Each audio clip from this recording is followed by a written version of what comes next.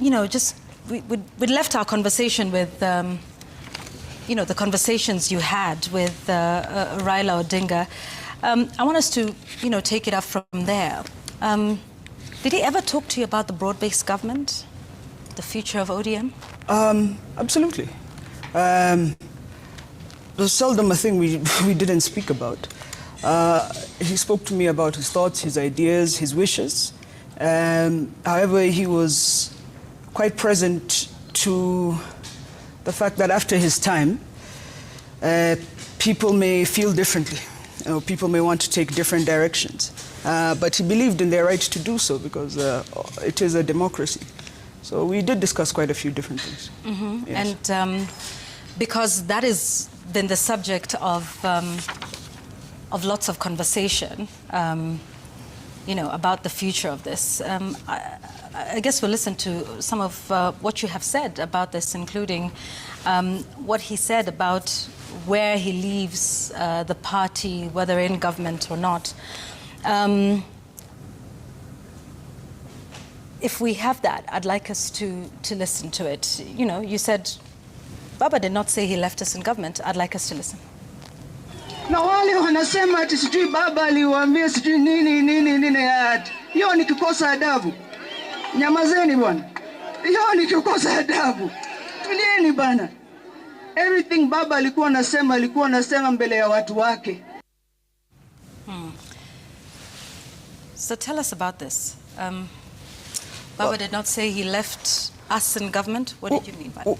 Well, he didn't. I believe if he did, you'd play that clip as well. The last thing he mentioned, which was during an ODM PG at Argyle Hotel, and people were asking about that matter, he said, who told you ODM will not field a candidate in 2027?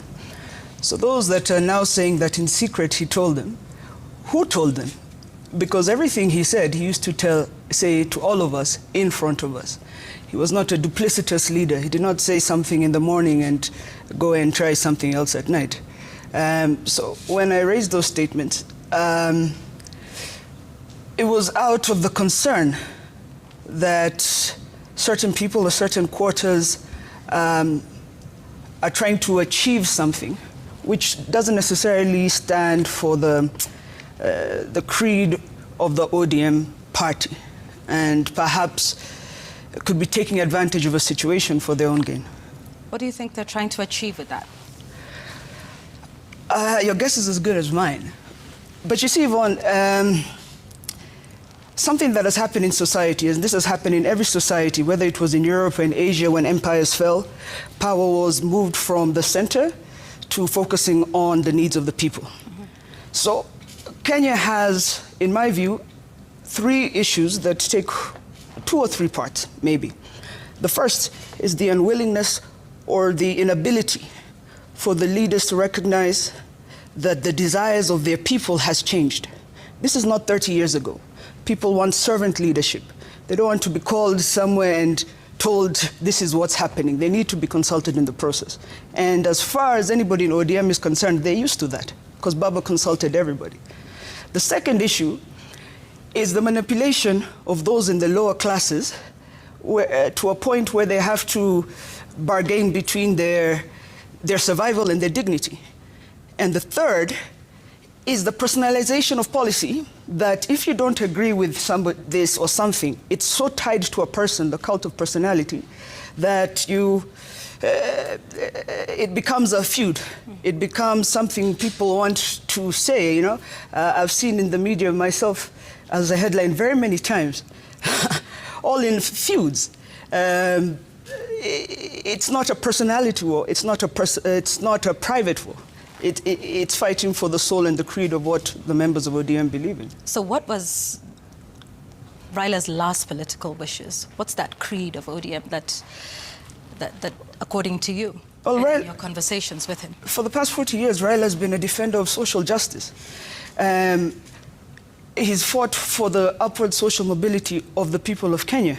The D in ODM stands for democracy. People are allowed to speak.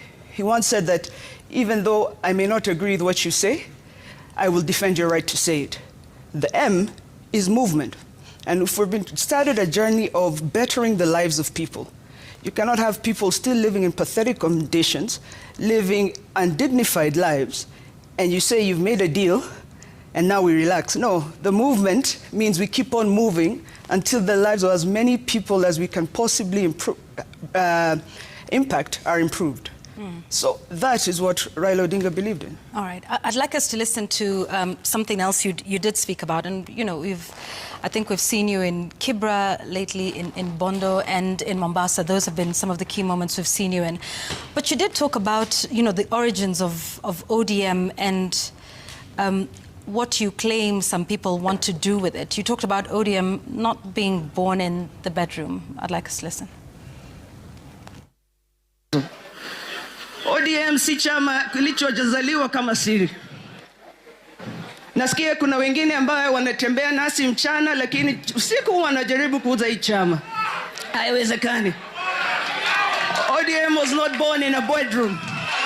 It was not made in a bedroom. So its future will not be discussed as pillow talk. It has been the heartbeat of the Kenyan people for 20 years. ODM was born from protest. It was raised in resistance. And the people of ODM have time and time again bled, sweat, and shed tears for this country called Kenya. We are sorry that we don't always get it right. Poleni. But we will never be sorry for being inconvenient. They like to call us a party of goons. What we're doing is nation building. Nation building is untidy. Nation building is inconvenient. Nation building is uncomfortable. Nation building has left us in tears as ODM, as the People's Party, time and time again. But we, ODM, belong to the people. And we will continue growing because the young people of ODM have conviction. So, Winnie, you said ODM's future will not be discussed as pillow talk. Is it? And by whom? Well, that's a figure of speech. The same way you have an accent, I have one. It's a figure of speech. What I was alluding to is secret talks or private talks. I feel the party has not done its or fulfilled its mandate in an open manner. For example, our party leader died. The party has not once come and addressed us as members to inform us our party leaders died. They've picked a new team. The party has not once come to address and tell us they have picked a new team. The next day we wake up and they're saying they're in new talks. They have not once come to consult us. So the figure of speech of seems to be a clique that does things in private and dictates to the party members is not the style of ODM, and so that's what I was alluding to. All right. You say that has not been done in terms of formally addressing the party members. One of the first key decisions that was made right after Raila Odinga passed was the installation of Dr. Winnie Odinga as the party leader. Yes. Is that a decision that you think was done procedurally? The decision of procedure is not up to Winnie Odinga. It's written in the ODM constitution. And I don't want this to be personalized on the matter of my uncle, as though this is a private matter that we're being discussed in public. I love my uncle loves me. I know under the screen you have that rolling screen that tells people what the speaker has said. Please, that should be the headline. Winnie loves her uncle and her uncle loves her. The matter is people misrepresenting themselves and moving in a manner that I feel is not respectful to the creeds of the party. I don't believe they've acted in a manner that was respectful to the wishes and creed of the former party leader. I also don't believe, I know for a fact, that they are not being respectful to the constitution of ODM. The constitution of ODM, not written by Winnie Odinga, says that no member of the Central Committee or the NEC is able to act on behalf of the party of ODM unless they are ratified by the NDC. That is not a personality matter on the party leader. That includes the chair, the current deputy chairs, and many people in that committee. Therefore, misrepresenting themselves, and at a time when they should have been informing the party giving us a way forward. The party was mourning their leader. They forced a celebration during a mourning period. They went and did an NGC and misrepresented that they are the ones in charge, knowing very well they are not in charge, until an NDC happens. They've gone further to begin talks. They are unable to begin talks. If there was somebody sneaky, they could actually go to court. They are not following the procedure, which to me shows a lack of good faith, a lack of goodwill, a lack of, they're unwilling to listen to dissenting voices. People question, people say anything. The custodian of our constitution is the SG. And all of a sudden, people are being told to leave. That is not ODM. So, Dr. Oburu Oginga should not be party leader. What would you suggest would be the remedy for that? I think Dr. Oburu Oginga is a wonderful acting party leader in this transition period. We were all caught in a shock, and he's steadying the ship. This is not a very easy ship to steady, but he's weathering the storm, and he has said it very many times that he's acting transitionally and will make space for other young people. On the personality, my uncle has lived a life of determination, of strength, of loyalty. It would not be incumbent to me, or Winnie Odinga would be the last person that at his age of 82 years would allow his image or his legacy to be besmirched by a political tug of war. What some may seem as perhaps antagonism is actually protection, in my view. And we are very happy with him being in the position that he is. And after seeing the manner of how some people are behaving, he's certainly the best person in that position. Even though that was not procedural, as you've just said? The procedure is still being done, as I've told you. They are still acting until the NDC is done. So the party must do the correct thing. He is the best in that seat right now. So let me ask you this, because Dr. Oburu Oginga is your uncle. He's your father's elder brother. He's now the party leader. At what point during a rally, he'd said, in response to remarks similar to what you're making here today, he said, hayo mambo tutaongea nyumbani. Is there a family feud between Dr. Oburu Oginga No, absolutely and yourself? If there was a family feud, I really doubt he would discuss it. He would tell me that in public. He's a funny guy. His humor is different. And actually, all our humor is different. And mambo ya nyumbani tunaongea nyumbani. But mambo ya chama is not to be discussed at home. And when it comes to the party, any member of this family or this party or this society is free to discuss. And I believe Dr. Oburu will be the first person to defend my right to have differing opinions. So what's your relationship with him at the moment? I love him. He's my only dad. I don't know why this has become national news. I've told you, and I've said it very many times, I love my uncle. Our family is tight. This is who we are. And we have absolutely no problems at all. You said we're having a family meeting. We've had several. And I feel that is just a private matter. On the political front, he is leading a group or a section of ODM members who are calling for a pre-election coalition pact between ODM and UDA. What are your thoughts around this proposal? Because it seems to have split the party down the middle. The trouble with Kenya is always making things dichotomous. You have to understand how ODM came into this situation. We had some disputes after the election. Shortly after that, a year or two later, the young people of Kenya went to the streets. The matter became extremely elevated. My father, in his wisdom, tried to bring the two factions aside. The Gen Z faction, of course, said they were leaderless and were unwilling to have any sort of talks. So he went around meeting different people of society and came up with what he felt were the pertinent issues they were discussing. That is the 10-point agenda. Okay? That 10-point agenda was promulgated on the 26th of August, 2024. It has an expiry date, which is the 7th of March, 2026. In that document, he also says that this is not a coalition agreement. So he put that date so that at that point we would review how far are we on the issue of social justice, on anti-corruption, and all the other 8 points. And then we review our terms based on that. And I feel as the fourth estate, you may be asking the wrong question, asking Winnie if she loves her uncle or not. The question you should be asking, on point number 1, where have we reached? On point 2, where have we reached? Because this was a social contract with the people of Kenya.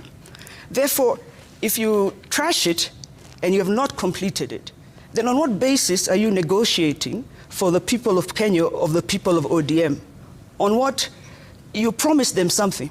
It cannot be trashed simply because Raila Odinga died. On what basis are you negotiating?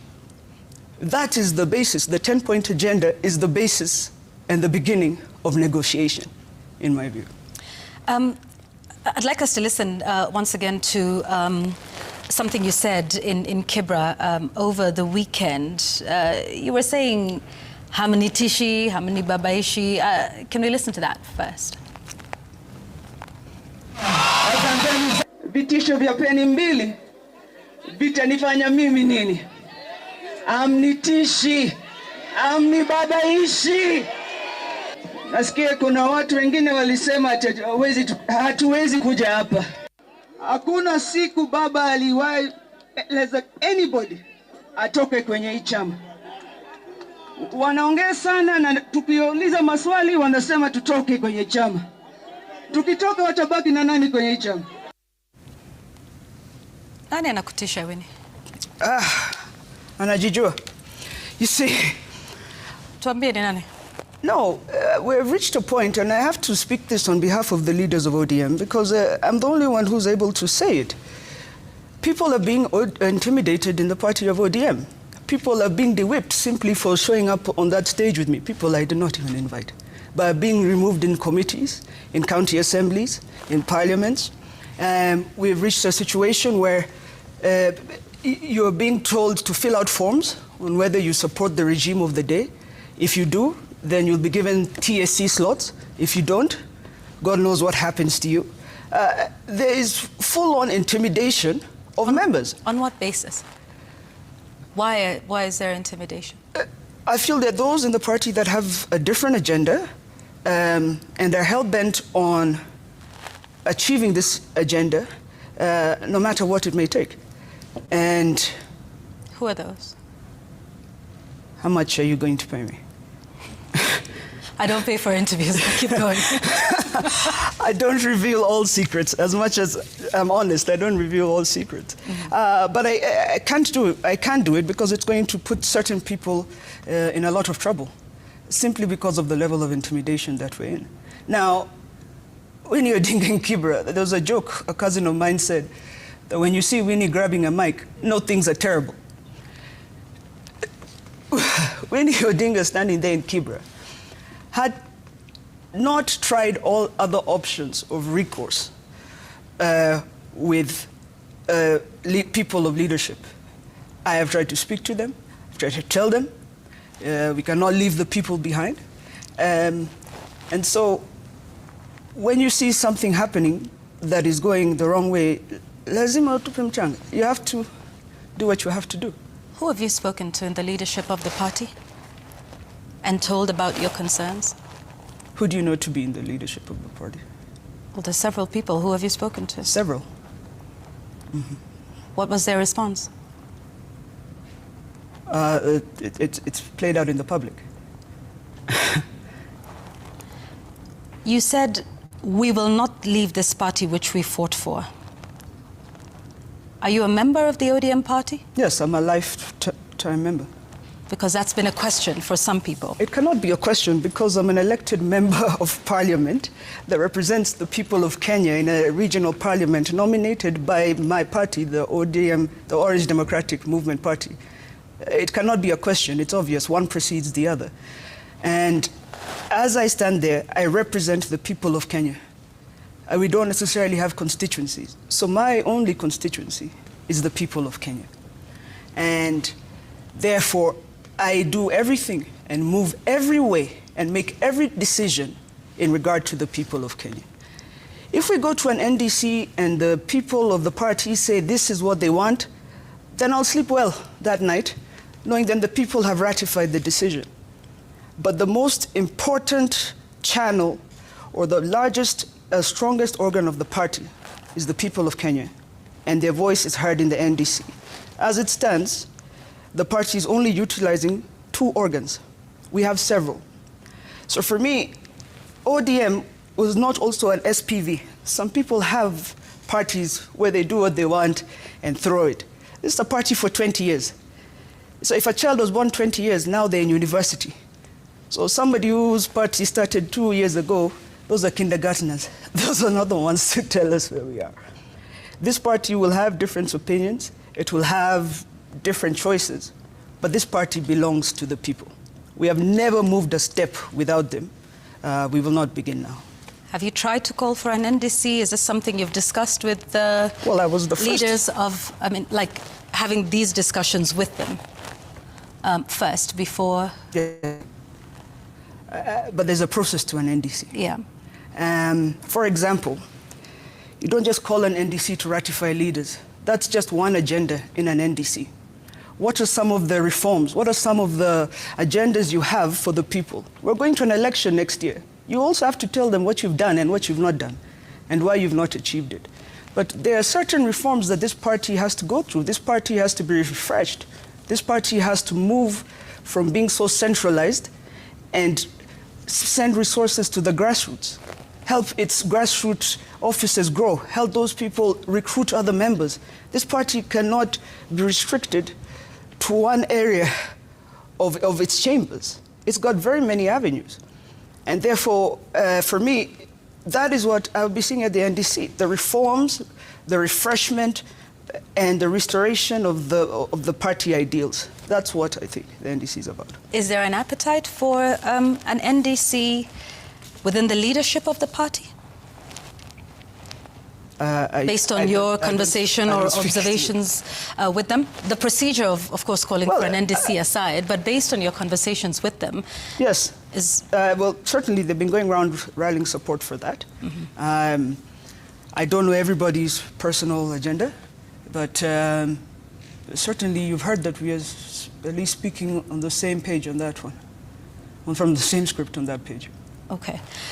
I'd like us to talk about some of those, the members of the leadership, and indeed many who have talked about conversations they've had, last conversations they've had with your father. And some of them include the leadership. Maybe we can start by talking about some of those conversations, about some of these people in your father's life. Let's start by talking about Junet Mohammed. He has said he was close to your father, he was a confidant. What do you know about him and the relationship with your father based on your observations around Raila Odinga? I'm not somebody who will rewrite history now. Junet was a close confidant of my father. And I think Junet will speak on Junet. And I was not party to every conversation my father had. What I'm saying is nobody was. And nobody knows what he wanted, including myself. Our only point of reference is things like this 10-point agenda.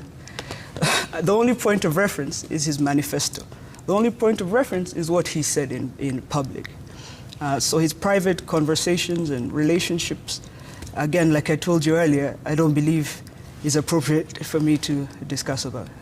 How about Gladys Wanga, who's the chair of the party as well? Many have spoken about, the direction of the party. What's your relationship with the party chair? She's the governor of Homa Bay, a position that I believe is momentous, especially in that region, electing women to higher office. I believe she believes she's correct. And I believe she's doing what she believes is correct for the party. Do you believe that what she's doing is correct for the party? I believe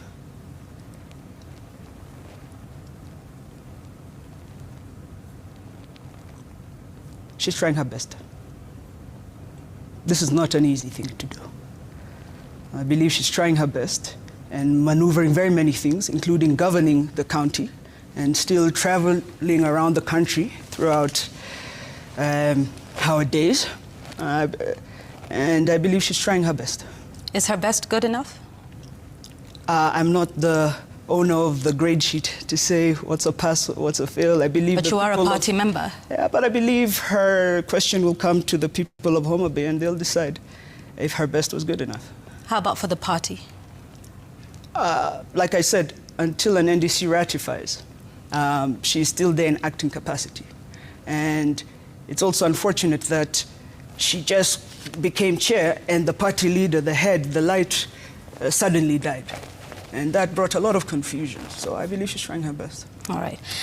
I want to ask about another gentleman whom we saw emerging, I think, in towards the end. There's a gentleman that calls himself Okech Sala. We've seen video clips of him. He says he was close to your father until the end. He claims he funded some trips, and he has some things to say about the party, but most of all about Raila Odinga. He calls himself Raila Odinga's adopted son. Winnie, do you know Okech Sala? I've met him. But I'd like to believe nobody really knows him. I also feel sad for him. You know, my father died, and that was a very traumatic experience for me. But at least he died with somebody he knew loved him. And I believe people need to take better care of their loved ones. And mental health is a really important thing.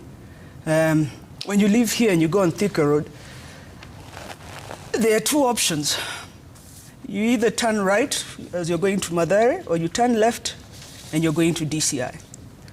Because a flat-out lie that you were there at the time of my father's death and you were not, talking things that did not occur, is quite dangerous.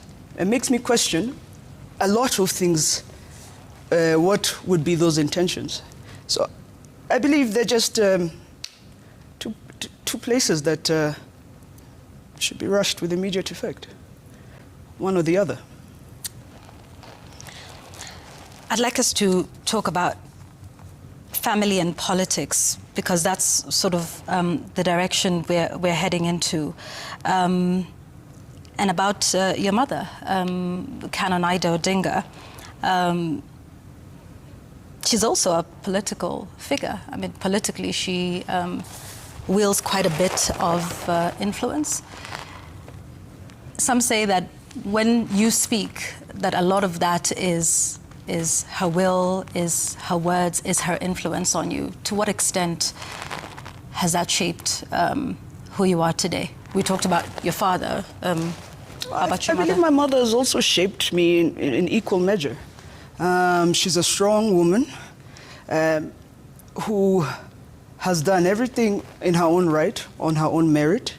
And she's somebody I've always admired. And so looking up to her to advice is a normal thing. We have a normal mother-daughter relationship. But certainly even she cannot control everything that I do. Mm-hmm.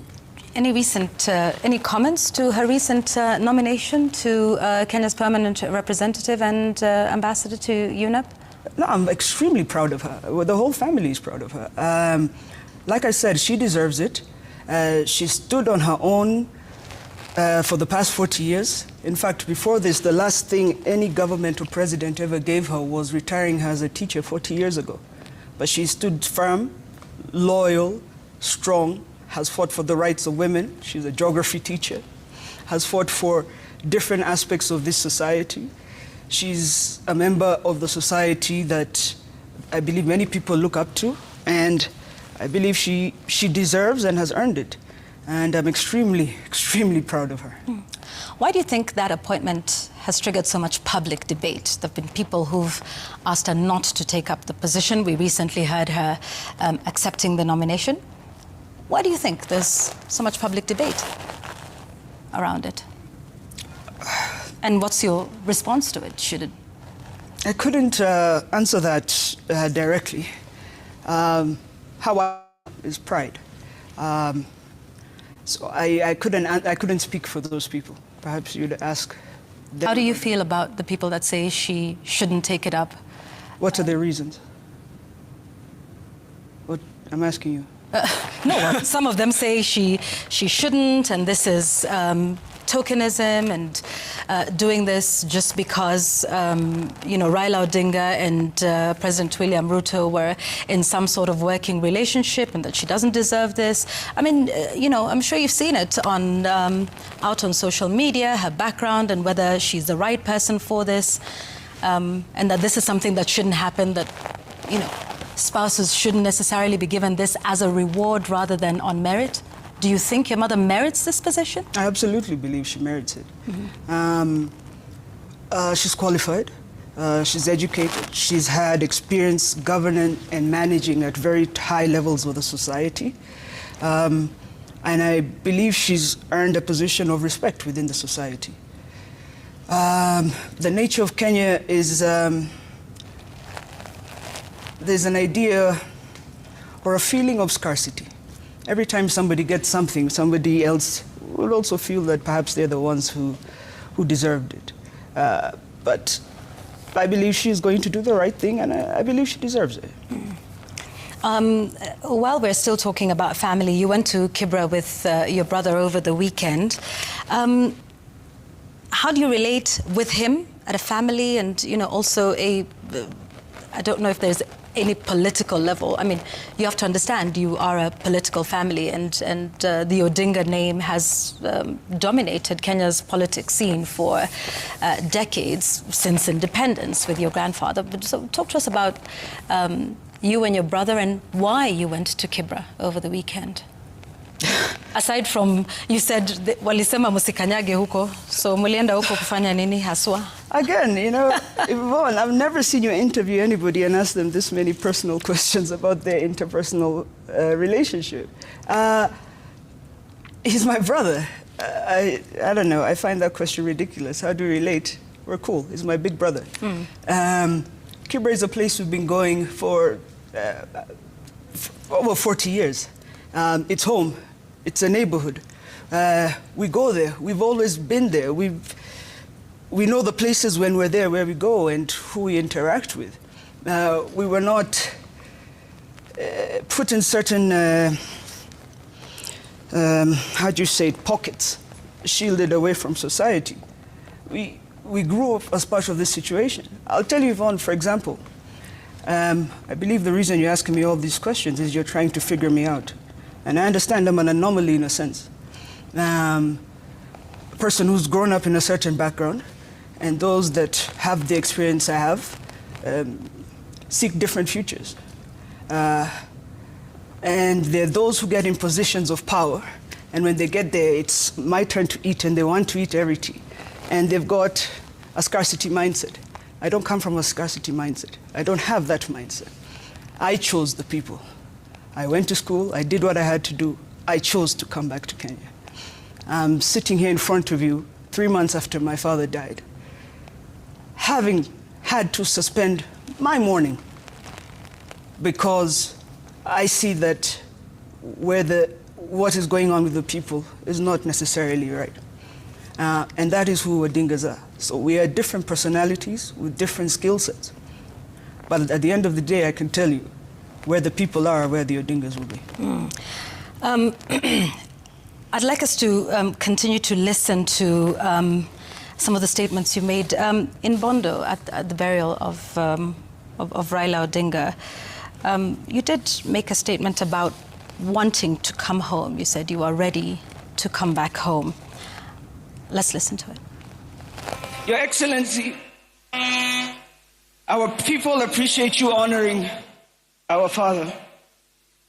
Thank you for standing with us. You should also know, in case you are wondering, I'm ready to come back home, if you are wondering. To all the leaders we visited around the world, I will return personally to thank you. Thank you, Kenya. God bless you all.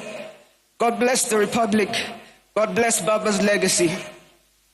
Long, the king is dead, but long live the crown. What do you mean you're ready to come back home and you're speaking to the president directly? I think it's self-explanatory. When called upon, I serve the country. I am serving the country at a regional level. But my heart always belongs in Kenya. Kenya owns my heart. And I would like to be back home with the people. What would you like to do back home? Whatever the people want me to do. Okay. Yeah. But this was addressed directly to President Ruto. Yeah. Were you asking him for a job? No, I was not. What were you asking him for?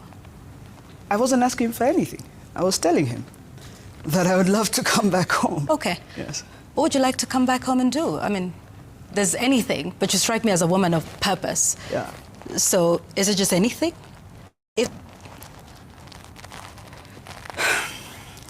I think we're not quite understanding each other.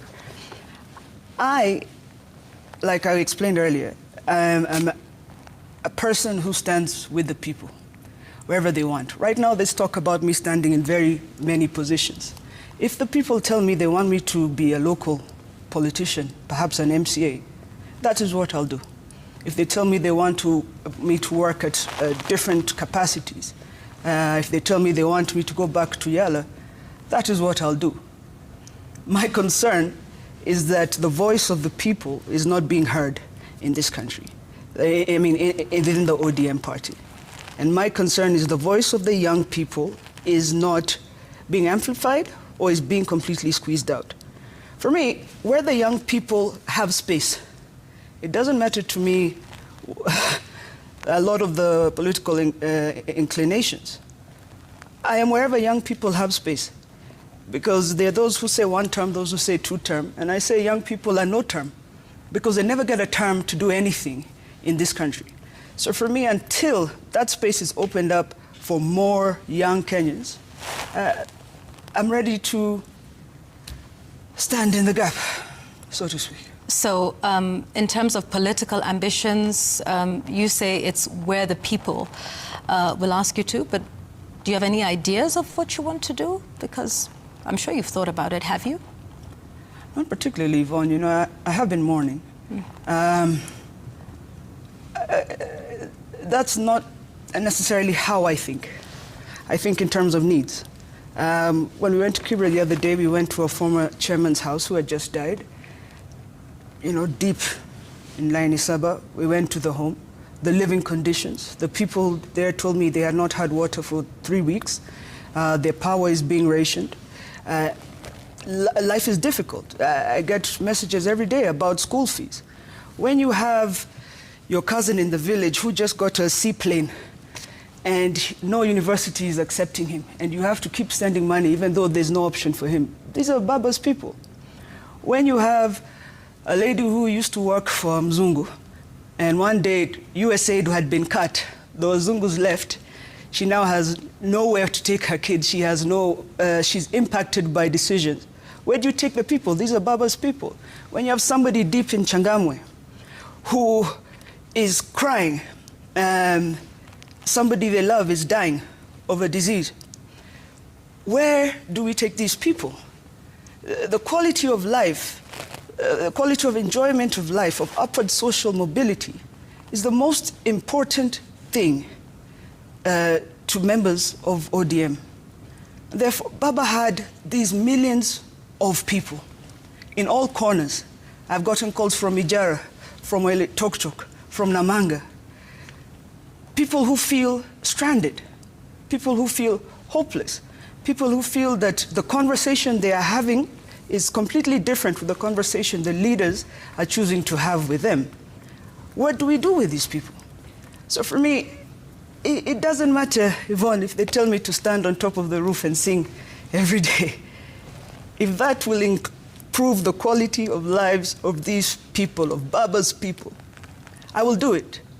90% of people who joined the ODM party believed in Baba. They are mourning too. They are lost too. So the conversation has to be centered on them. It cannot be centered on whether I love this family member or this one. It cannot be centered on if I want a job or not. It cannot be centered on shenanigans and wrangles. The only conversation the leadership of ODM should be having now is the well-being of the people of Kenya. A year and a half to elections, you want to enter a football match, you don't even know if the referee has a whistle or if he has boots. You're talking about so many things. This IBC, are they prepared? Have we reached our milestones? Because that will impact everything.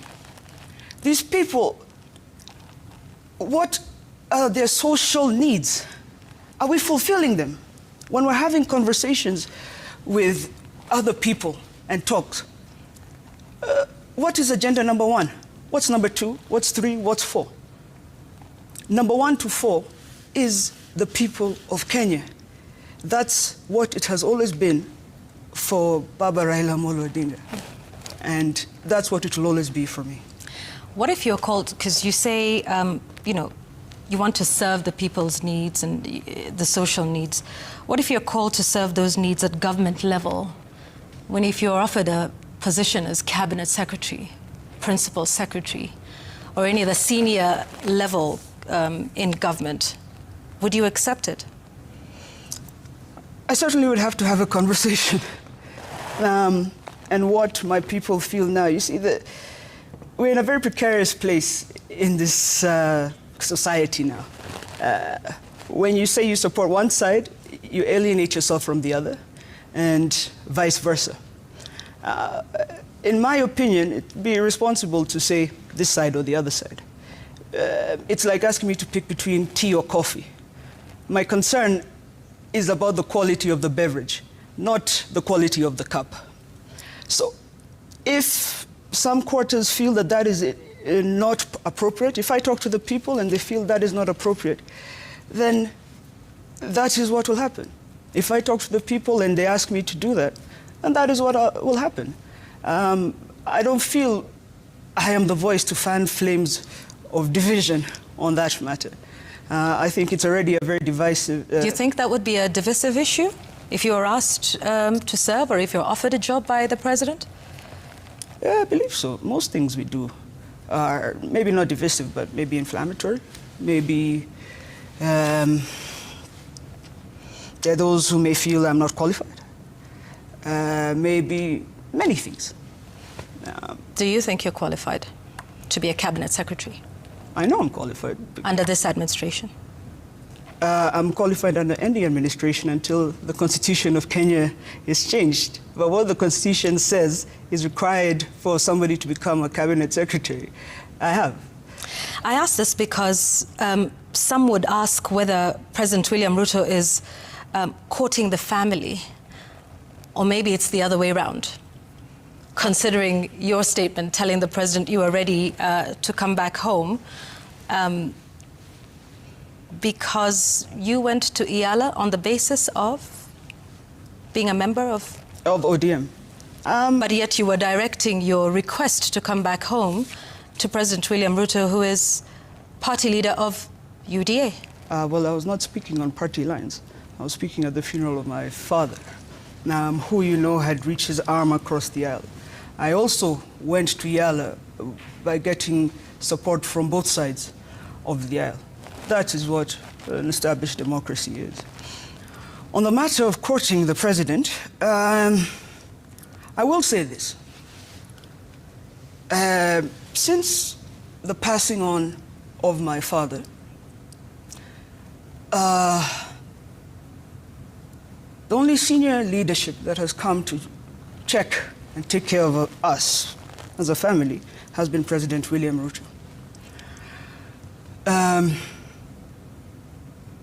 And the thing about the Kenyan society is they love to put things as us versus them. I can still like you and disagree with you, or vice versa.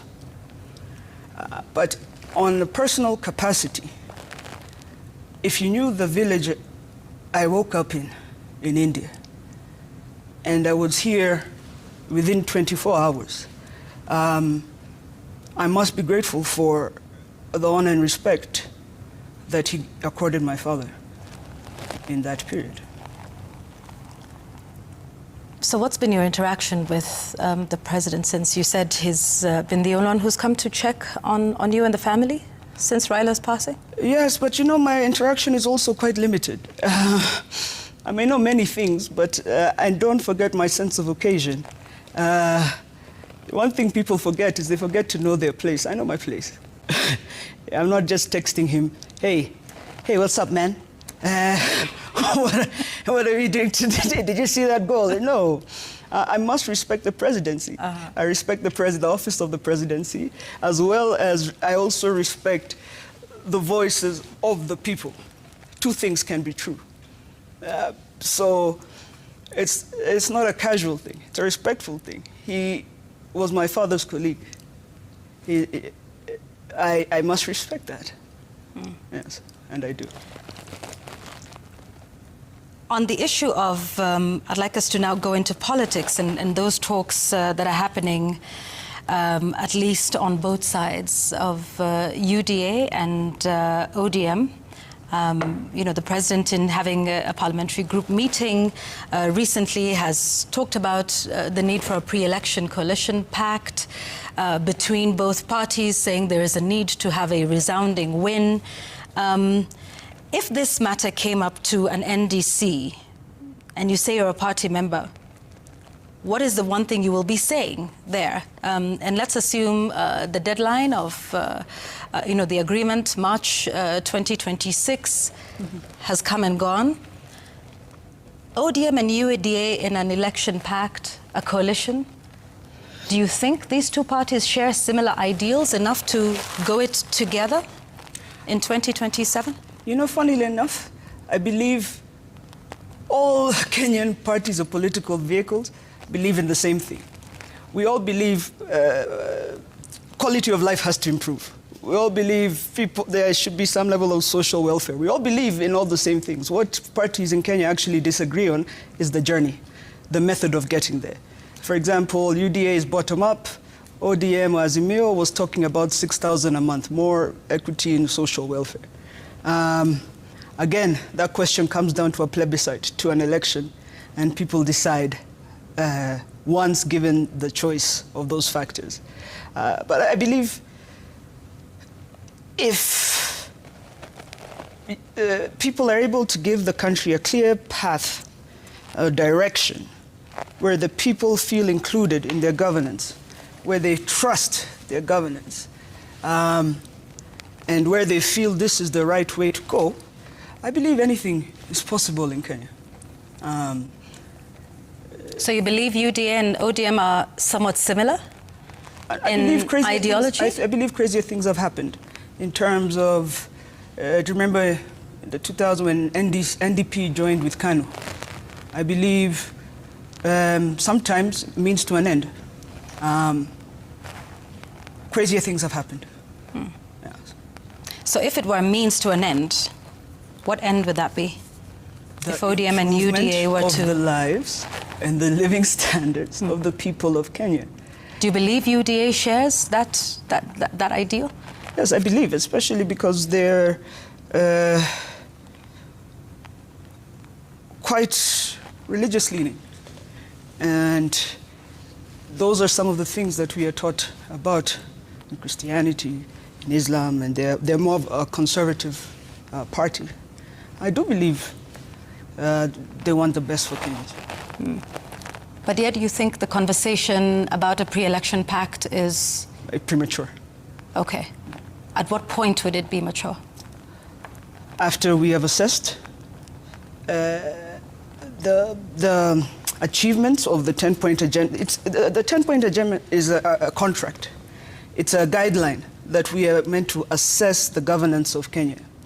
After we have assessed, and if some things have not been achieved, it's also part of governance. Sometimes governance is slow, sometimes it's fast.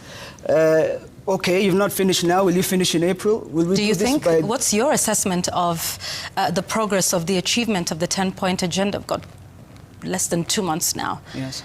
To the deadline. So what's your personal assessment of that 10-point agenda and the achievement of all of those I believe there's still quite a few outstanding points that need to be addressed. Do you think they can be addressed by March the 10th?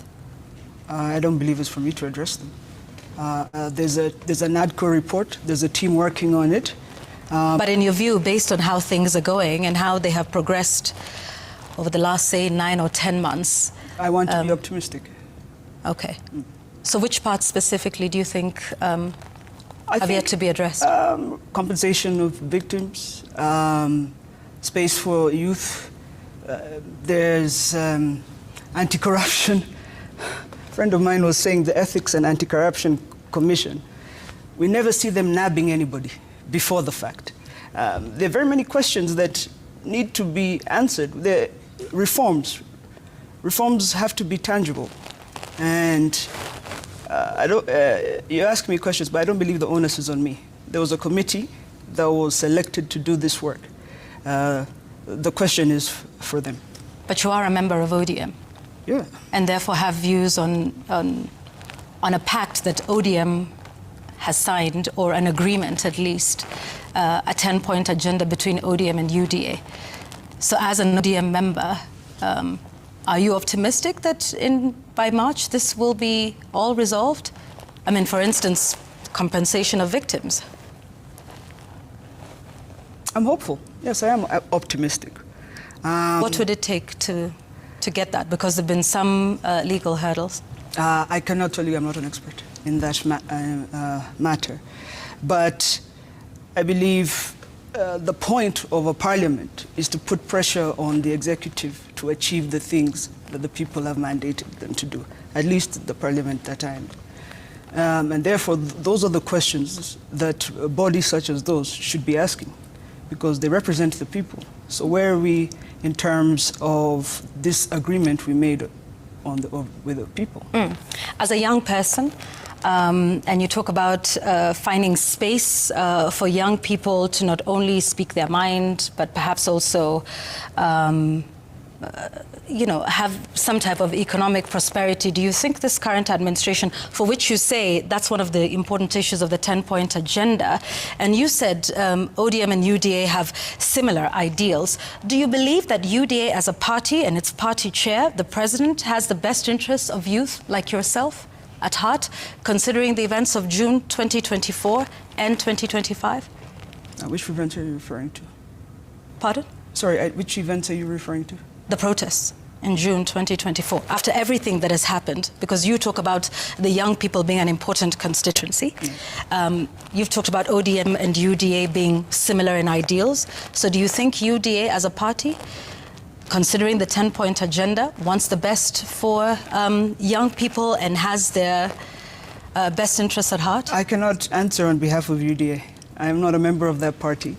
I'm not a member of government. I do not speak on behalf. But that is a key point in the 10-point agenda, is it not? It absolutely is.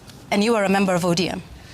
That is together with UDA in this agreement, in this 10-point agenda. The agreement to foresee this agenda. Right, yes. And so as a party member of ODM, I'm just asking about that specific point in the 10-point agenda with respect to young people. Are you satisfied with the progress that's been made? Are you satisfied as one arm or a member of one arm of this agreement?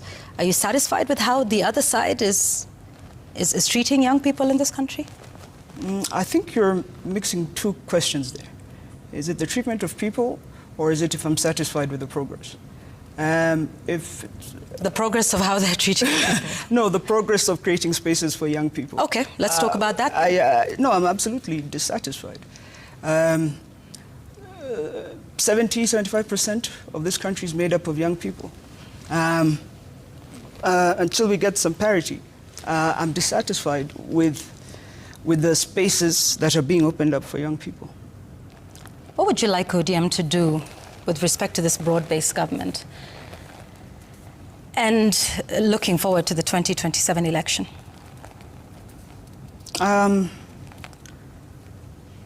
I would like an ODM to organize itself first before we start to speak about coalitions and pacts towards 2027.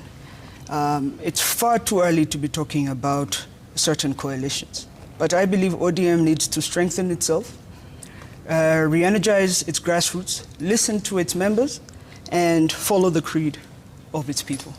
That is all I think ODM should concern itself with at the moment, before anything else. All right, and part of that is, I think in terms of reorganizing the parties, the party leadership seems to be in different spaces. I want us to listen to you speaking about at least one leader of the party, and that's the Secretary General, Edwin Sifuna. Leo naleta the greetings kutoka mandugu zangu Babu Owino na katibu mkuu wa chama Edwin Sifuna. Tuko pamoja, msijali. What do you think of Edwin Sifuna's performance as Secretary General of the party, especially considering everything that's happened in the last 3 months? I think as a custodian of the party constitution, I think he's been stellar. I think as a representative of the people of Nairobi, he's one of the more popular elected leaders. And I believe that Edwin Sifuna has a right to say his opinion. And even though you may like or may not like what he says, he is an elected leader that represents a certain people. And he has a right to speak whatever it is that he would like to speak. Are you working with him in any way? And allow me to ask this because there are perceived factions that we see playing out in the public sphere between the party chair and others on one end, and the Secretary General of the party of which you are a member on the other. He has made his views known on the talks for coalition, on the 10-point agenda and how that is being managed. Are those views you share?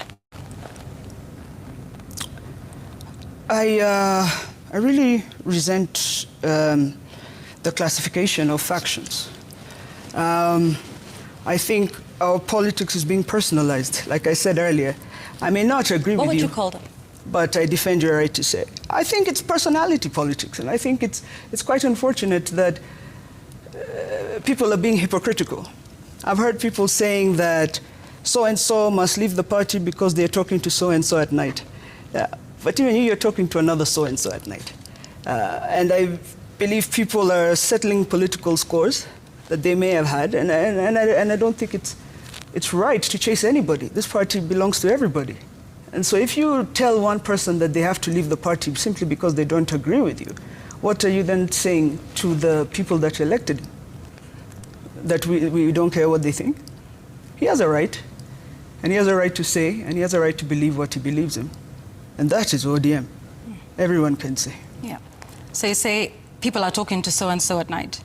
Is everybody in the party talking to so-and-so?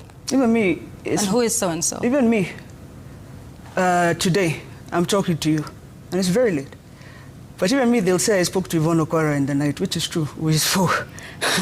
Those are things people say. I mean, it's politics.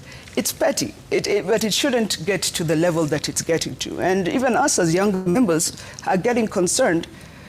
Can somebody call us to order? Is there space for young people in ODM? Yes. May kick and scream to get it, but there's space. Okay. I'd like us to take a look at some feedback and questions and comments from the public. Yeah, you can read that as well. In the interest of public accountability, it would be insightful if Madam Winnie highlights her key contributions and achievements for the country while serving in the East African Legislative Assembly. Do you want to take that? Oh, yeah. It's quite unfortunate what has happened to the Regional Assembly. The Regional Assembly was created for a purpose, integration. And actually, if you look at the history of the Assembly and the laws and the Hansard, the Assembly has passed every law that was needed for integration. But right now, we've moved to a different point, which is the point of ratification. Now, for example, in Kenya, the East Africa community is ingrained in our constitution. In other countries, it's an act of parliament.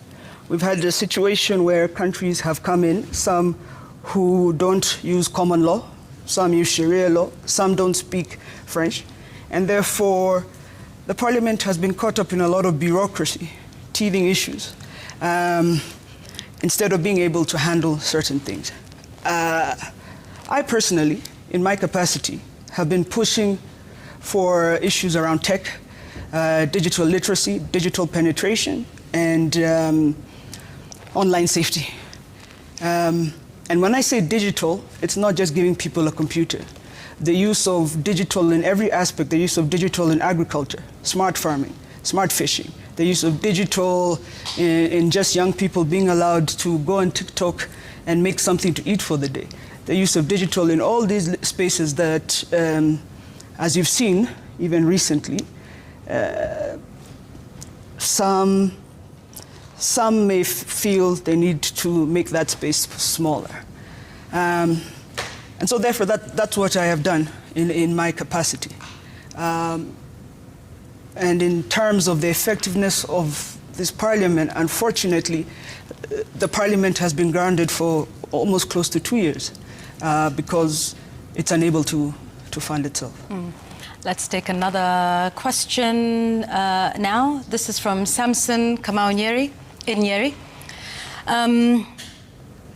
If ODM does not field a presidential candidate in 2027, will that not totally weaken the party? Yes, I agree with Samson. Yeah. Point of a party is to be competitive. Point of the party is to have people in positions of power. For what reason would you not have a presidential candidate? The party has 8 million members. Are we saying there's not one that is fit enough to run for president? We have always fielded a presidential candidate. And so I agree with Samson. That has potential to weaken the party. Yeah, that would be a key, if not the most key point of a conversation in a pre-election pact between ODM and UDA. Perhaps, but like I said, these talks are too premature. What I learned is a lot of people say they're students of Baba, but a lot of them were sleeping in the back of the class. Pre-election pacts are done 3 months to an election. They are not done a year and a half. They are not done when you have not organized your party. They are not done if you don't have an agenda, you're selling the country. They are not done if you don't agree. They are not done if you don't know whether the referee is capable of achieving an election or not. For me, people are not focusing on what needs to be done first. Well, President Ruto said in response to some concerns from members of UDA about a possible election pact between ODM and UDA, he said UDA has the presidency and that is the position. So it would seem they've already taken a position with this one, is that even in a pre-election pact that UDA would be fielding a presidential candidate, presumably, of course, the incumbent. If that becomes the sticking point. But it's presumably so. It's presumably so that the incumbent, the sitting president, will run for a second. Let's say that he does, which he will. Yes. Yes. Yes. And you say ODM not fielding a presidential candidate would weaken the party. If he insists and he's going to be the candidate, should ODM then continue in a pact with UDA? I believe the two matters are not intertwined. You don't think so? No, I believe the matters of UDA and what they want is actually the point that I need ODM to get to. we need to organize ourselves. We need to decide if we have a candidate. We need to organize ourselves as other parties are organizing themselves. We don't need to start now saying, we're given up, this is what we're going to do. No. We need to give our people and our supporters a fighting chance. So, like I told you, I'm not a member of UDA. But I believe the president is doing exactly what he should do. Let's take another question now. And this one is from Araprono in Bomet. Winnie's just being dishonest or plain ignorant? Sorry, go listen to Raila's speech at the late Phoebe Asio's burial in Homa Bay. He even talked about 2027 and beyond. If in doubt, refer to that speech again. It's not a question. It's a comment. Let's get to another one. Mukhtar Khalif from Wajir says, I come from Wajir West constituency, the only northern Kenya constituency which embraced Raila's opposition party in 2002. To date, we've never benefited. How will ODM ensure we don't make an exodus defection to UDA? By incorporating his and other people like his views in the party. I think it's exactly what I've been saying. The party must reflect the needs and the will of the people. Otherwise, you will have a hemorrhage. How likely do you think there would be? Unlikely. Hemorrhage? Okay. Not likely to have a hemorrhage? Unlikely. It's a party of 20 years, I told you. It's like a marriage of 20 years. You're going to have some fights here and there, but you and the person you're married to will figure it out. Sometimes even those end. Sometimes. Marriages even that are longer than 20 years. Sometimes, yes. Could this one end? No. ODM will not end. Let's take another one. Ibrahim in Mandera, if divide and rule destroyed past regimes, why does ODM seem comfortable using the same tactics it once fought against? I'm not quite sure what... Do you think there's any such tactics being played in the party? Divide and rule? It's a difficult question, the way it's been framed. I don't know who's playing that game and who... Do you think there's anybody playing that game within the party? They're referring to. No, but I think there are those who would like to. But this is very normal for ODM to not agree or to think on different paths. I don't think anyone's... Who are those you think would like to play divide and rule in ODM? I think you should have asked me that 2 hours ago before the studio light started to get really hot. Is the question invalid now? It's completely invalid. Now I've turned down. Is it invalid? I did ask you about the party and I answered it. Yeah. So is there anybody you think that is playing divide and rule? You can refer to my answers then. Another question. Here is G. Okumu, I suppose. Kindly tell Winnie that all political parties are by mandate formed to capture power. ODM is not an exemption. So her alluding that M in ODM means a forever movement in the streets is total baloney. Raila always vied for president to change lives on inside government. I believe that's... I believe he agrees. I think he agrees with me. Perhaps he misunderstood me. Yeah. ODM is forever a movement. Even the point of capturing power is to move and change the lives of people. I think he misunderstood me. So it's difficult to answer that. Let's get another one. This is from Agumba Steve. What is it that awaits us at the NDC? I mean, what's ringing in her mind for the NDC? And by the way, the parallel ODM meetings they're holding, are they for the good or bad of the party? Oh, this is a loaded question. Finally, 2027, what seat are you eyeing? This is from Steve Agumba. I don't think there have been any parallel meetings I have called for of the party. No, but there have been parallel meetings of the party, not necessarily called by you. Again, people are searching for the views of the people. Like I said, I think that's perfectly normal. That's perfectly expected that people will be doing that. That's how the party is. Okay, so what's in your mind for the NDC? I believe I've just answered that question. The NDC first has to answer, the party first has to answer a few things, and in my mind is talking about reforms of the party, decentralizing party governance, strengthening the grassroots. That's what's in my mind. All right, let's take another one. Do we have another? Yes, we do. And then we can come back. Victor Odhiambo in Machakos. Good evening. Ask Winnie, Honorable Winnie, what is the target of our president towards our mum in regards to the position that he has awarded our mum? I think you've answered that one. Here's another one. Before we get into another, somebody reminds me of what you said about copy-pasting Baba, and so that I don't put words in your mouth, let's listen to it. Hawezi copy-paste Baba. Huwezi copy-paste the greatest leader Kenya has ever seen. Ati unabadilisha na huyu, ati sasa tuko na Baba. No, haiwezi kuwa hivyo. So sisi kama watu wa ODM, lazima tuongee na watu wetu. Lazima tuongee na mavijana, tuongee na wamama. Pia wazee tutaongea nao. Again, now that we have you here, just to get some understanding. Who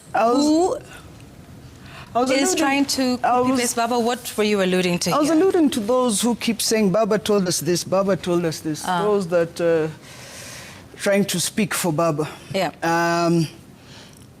That's not how it works. Either Baba told us or he didn't. You cannot take words that you were told in private, i.e. copying them, and come and paste them in public, and you're the only one who knows about it.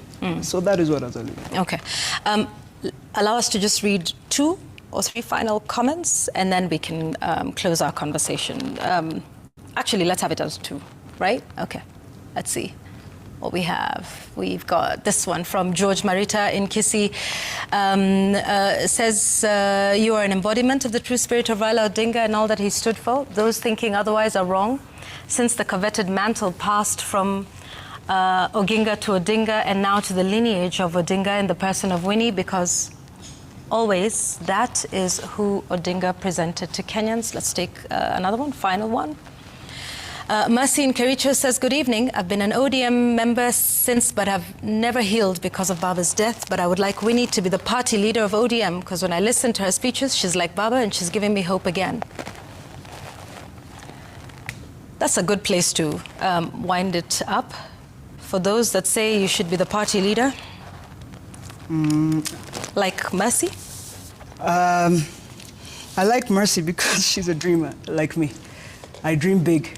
But I believe ODM, as big as a juggernaut as it is, needs an experienced leader. Somebody who has experience at high levels of governance and management.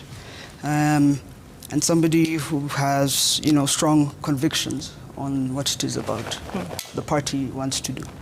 I don't believe it's a job that... I don't believe my feet have grown that big yet to fit in those shoes. What's next for you? Well, right now I'm going to go home. Right. Yeah. So we all... Tomorrow, next month, next year, what's next for you? What do you see for yourself? I know you've talked about what the people might ask you to do, but what do you want to do, Winnie?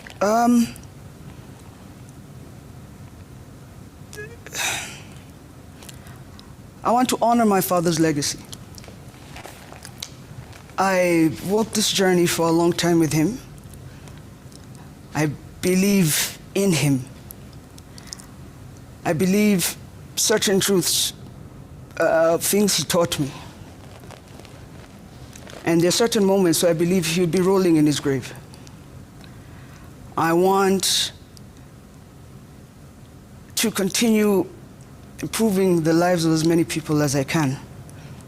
And like Lincoln said, to be esteemed by my fellow man would be the greatest honor of my life.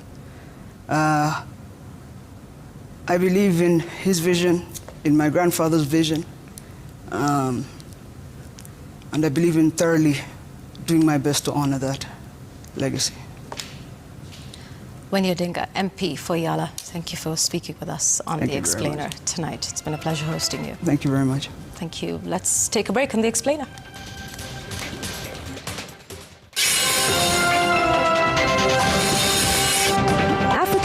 first pension data hub launched to harmonize information across the continent.